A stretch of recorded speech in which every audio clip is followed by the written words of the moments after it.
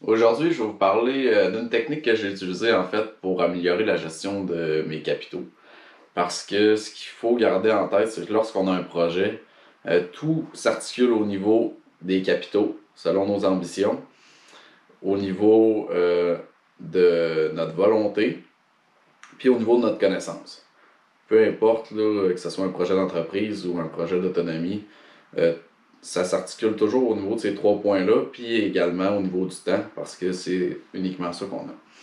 Donc, un petit truc que j'ai envie de vous partager, en fait, c'est un truc que moi j'ai fait en 2014. 2014 jusqu'à 2017 environ, donc pendant 3 ans, pour en fait améliorer ma gestion de mon argent. La plupart des gens font un budget. Un budget, donc on prévoit nos dépenses en fonction, par exemple, le loyer, l'électricité, etc. Les loisirs, puis on se fait un budget, mettons, mensuel. Donc, sur un mois, combien environ on devrait dépenser. Euh, Ça, c'est de la merde. Moi, je trouve que c'est de la merde parce que, en tout cas, la plupart des personnes que j'ai vues qui ont utilisé ça respectaient pas ce budget-là. Fait que ça donne absolument rien de prendre le temps de calculer, puis de se dire, oh, je vais dépenser, mettons, 800 $ par mois, puis finalement, on fait juste pas le respecter. Moi, ce que j'ai fait, c'est le contraire. C'est un budget inversé qu'on appelle. En fait, c'est j'ai inscrit toutes mes dépenses, par exemple, au mois d'août. J'ai inscrit toutes mes dépenses, puis j'ai inscrit ça environ aux 5 $ près environ. Puis ensuite de ça, je peux calculer dans mon mois combien en fait que j'ai dépensé. Fait que là, par exemple, on a le loyer, donc je vis en appartement, ça m'a coûté 585 $ par mois. Donc cette dépense-là était récurrente. Puis j'ai par exemple, tu sais, je notais tout. Dans l'épicerie, librairie. J'étais à l'université, donc j'achetais des livres. Euh, donc mon abonnement de cellulaire, puis aussi un peu d'alcool. Bref, toutes mes dépenses étaient inscrites. J'ai fait ça pour tous mes mois. Puis je calculais à chaque fois, à la fin de mon mois, combien j'avais dépensé. C'est l'idéal parce que ça va vous dire où vous dépensez votre argent, où vous en dépensez beaucoup, qu'est-ce qui pourrait être éliminé là-dedans, qu'est-ce qui est redondant. Bref, ça va vraiment vous donner une meilleure idée. Puis ensuite de ça, je faisais mon bilan de l'année, par exemple, là, on est bilan de l'année 2015.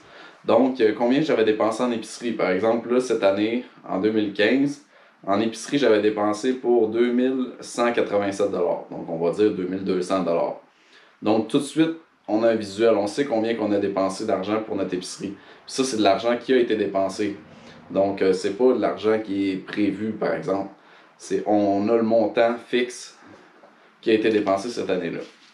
Donc, loyer 3500, électricité 370 $, Vidéotron, j'avais un abonnement pour l'Internet 425 $. L'école, j'étais à l'université, donc 2500 $. Des livres pour l'école, donc dans un cadre universitaire 300 $. D'autres livres, en fait, parce que je suis un très grand lecteur, j'en avais acheté pour 1130 $. Ça paraît beaucoup, mais en fait, j'ai une bibliothèque de plus de 5000 livres, puis j'achète mes livres uniquement usagés. Donc, c'était des livres qui étaient environ 2-3 $ chaque, maximum. Donc, c'était mon plus gros budget loisir, si on veut. Parce que pour certains, c'est pas vraiment un loisir. Pour moi, ça l'était. Ensuite, on a donc loisirs. Donc là-dedans, j'ai inclus les dépenses au niveau de l'alcool. Donc 160 $ pour une année. Il n'y en a pas beaucoup, hein, qui. Je bois pas beaucoup. Puis ensuite de ça, ben, j'ai éliminé en fait les loisirs au niveau de l'alcool en faisant mon propre alcool. Donc j'ai éliminé ce 160 $-là. En fait, les années suivantes, je me suis dit que je pourrais l'éliminer. Je l'ai éliminé. Donc j'ai fait du vin de cerise, de petites cerises sûres.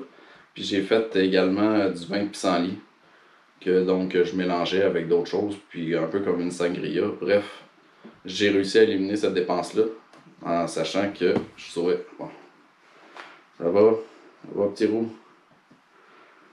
Couche-toi là. Ensuite, restaurant, donc 270$ pour une année. Manger au restaurant, des cadeaux. Donc, les cadeaux que j'ai faits au jour de l'an, ben pas au jour de l'an, à Noël puis aux fêtes, 230$. Du linge, des souliers, des bottes, bref, l'habillement, 480$. L'électronique, électro puis électronique, 600$. Puis mon cellulaire, 400$. Ce qui fait en fait que j'ai pu calculer mon coût de vie réel, de toutes mes dépenses sur une année. Donc à ce moment-là, on a 13 300$.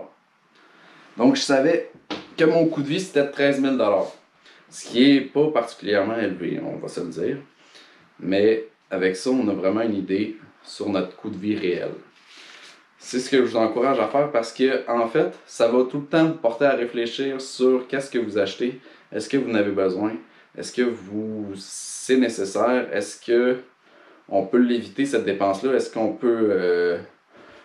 peut la remplacer en faisant quelque chose d'autonome, d'une activité, pour éliminer ces dépenses-là, puis ainsi augmenter notre potentiel au niveau de nos capitaux, puis nous permettre de faire des investissements. Moi, ça, je le fais plus actuellement parce que, en fait, je l'ai fait pendant 3 ans, puis j'ai tout mindé mon cerveau. Ça fait que j'ai pas de dépenses qui sont des loisirs ou des dépenses qui sont futiles. Toutes mes dépenses, même je mange plus du tout au restaurant. Donc j'ai tout éliminé ça d'une manière graduelle. Puis il me reste pratiquement juste l'essentiel. Ce qui fait que l'argent que je fais en ce moment par mon travail, ben, elle s'en va tout dans de l'investissement au niveau de mon projet agricole, au niveau de ma terre, de mon projet d'autosuffisance, des investissements au niveau de mon habitation. Bref, c'est rendu tous des investissements. Donc j'ai plus vraiment besoin en fait de préparer mon cerveau à réfléchir à mes achats parce que je l'ai déjà fait par le passé. Donc c'est une petite vidéo là-dessus. Je voulais juste vous introduire sur comment moi j'avais procédé. Puis je le conseille vivement. C'est vraiment très simple. Il suffit de. Idéalement, on garde le cahier prêt, un endroit comme là, il était moi sur mon bureau où je faisais mes études. Donc j'allais là à tous les jours. Il faut que ça soit un endroit accessible. Vous arrivez, le cahier est déjà ouvert, vous faites juste inscrire c'est quoi, selon, vous pouvez mettons le catégorisé, donc dans loisirs ou dans nourriture, bref. Puis vous allez inscrire le montant. Puis après ça, vous le faites, vous prenez juste un 5-10 minutes par mois, vous inscrivez votre total par mois, puis une fois votre bilan de l'année est fait, vous allez inscrire votre bilan de l'année. Puis ça va vraiment vous donner une bonne idée là, sur où votre argent s'en va. C'est un conseil à prendre ou à laisser pour vous.